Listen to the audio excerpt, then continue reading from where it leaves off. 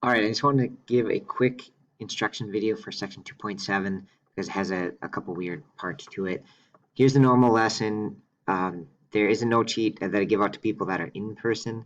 So if you're at home and don't want to take notes in your notebook, you can print it off and take them right on the note sheet. Otherwise, just use your notebook. The homework is also a little bit different because it has a lot of graphs. You have to do it on a piece of notebook paper and then upload a picture of it here. All right, so hopefully you're able to take a picture of it. If you're not able to do that, you could bring in the paper copy to me if you are an in-person student at some point, if you're one of the hybrid kids. Otherwise, just do it, take a picture and upload it here.